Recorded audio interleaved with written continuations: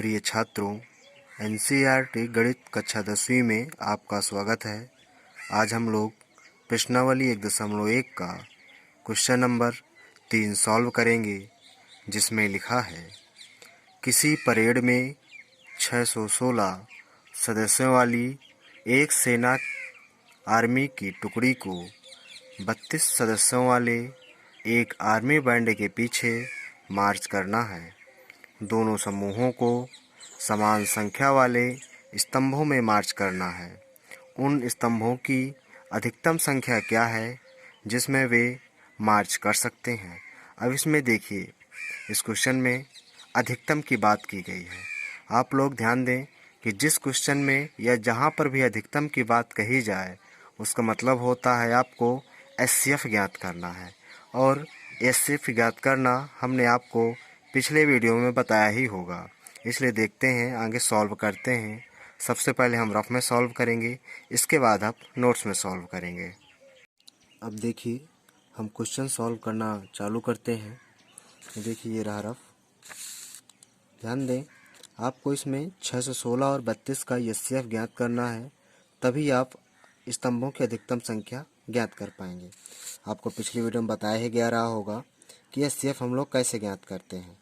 तो जो सबसे बड़ी संख्या होती है उसको हम पहले लिख लेते हैं, ये आपको पता ही होगा, और जो छोटी संख्या होती है उसको हम बाद में लिखते हैं। आपको एक चीज़ और बताई गई रही होगी कि हम छोटी संख्या से इस बड़ी संख्या में भाग देते हैं। जैसे ही हम इस छोटी संख्या से बड़ी संख्या में भाग देंगे, भाग हमारा एक बार जाता है और आया कितना, 32। जैसे ही हम घटाएंगे तो 11 में 2 गया, 9 आया। यहाँ पर बचा 5, 5 में 3 गया, 2, और इधर 6 का हमने उतारा लिया। फिर इसके बाद भाग हमारा समथिंग 9 बार जाएगा, तो यहाँ 9 लिखेंगे और गुणा करेंगे तो 9 दूनी 18 आएगा, और 9 तिया 27, 27 एक हो जाएगा 28। जैसे ही हम लोग घटाएंगे, घटाने पर हमारा 16 में 8 गया, 8 आएगा, यहाँ बाकी 0 बच जाएगा। पहले स्टेप हमारा कंप्लीट होता है। ठीक है, तब इसको हम पहले फेयर में कर लेते हैं, देखते हैं। सबसे पहले हमने आपको बताया कि सबसे पहले हम इसमें बड़ी संख्या लिखेंगे। बड़ी संख्या हमारी क्या है, 616, बड़ी है हमारी 32 से। फिर हमने पहले नंबर में लिखेंगे भाज्य। भाज्य आपका कितना है, भाज्य आपको पता होगा, भाज्य आपका है 616 बराबर, भाजक आपका कितना है, 32 है। भागफल आपका कितना आया, 19 आया, और शेष फल आपका 8 आया। आपको ये भी बताया गया रहा होगा पिछली वीडियो में कि इस विधि का यूज हम तब तक करते हैं जब तक कि शेष फल हमारा 0 ना हो जाए। तो इसमें हमारा जो शेष फल आया वो शेष फल, शेष डज नॉट इक्वल 0 है, शेष 0 के बराबर नहीं है। अब हम दूसरे नंबर पे चलेंगे। दूसरा नंबर क्या है देखते हैं। अब इस बार भाजक हमारा 8 ही रहेगा, और जो हमारा भागफल है, जो हमारा भाज्य है, भाज्य हमारा इस बार 32 बन जाएगा 32।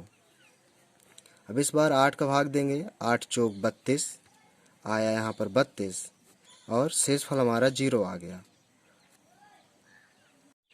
अब इसके बाद हम इसको फेयर में कर लेते हैं। फेयर में देखिए, सेकंड नंबर, इसमें हमारा जो भाज्य है वो हमारा 32 है, और जो हमारा भाजक है वो 8 है। भागफल हमारा 4 आया है, और इस बार जो शेष फल है वो हमारा 0 प्राप्त हुआ है। इसलिए हम यहाँ पर लिख देंगे शेष बराबर 0।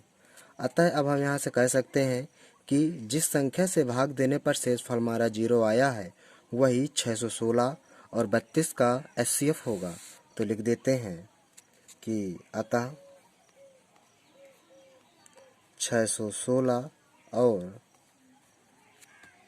32 का एचसीएफ बराबर 8, क्योंकि हमारा 8 से ही भाग देने पर शेषफल 0 आया है, इसलिए जो एचसीएफ होगा वह 12 होगा। तो क्वेश्चन क्या कह रहा था, स्तंभों की अधिकतम संख्या ज्ञात कीजिए, यह क्या होगी। तो लिख देते हैं, इसलिए स्तंभों की अधिकतम संख्या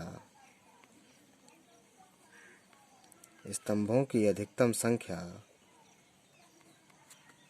8 होगी।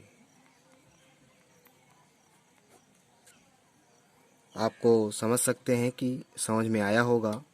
और ध्यान दें कि सभी को प्रॉपर नोट्स बनाने हैं।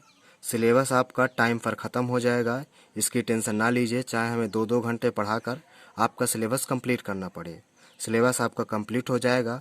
बस याद आपको ये रखना है कि प्रॉपर नोट्स बनाने हैं और उसको रिवाइज करते रहना है। टाइम टाइम पर आपके टेस्ट भी होंगे, याद रखिएगा। धन्यवाद। हम आपको मिलेंगे अगले वीडियो पर। अगला वीडियो हमारा जल्द ही आएगा।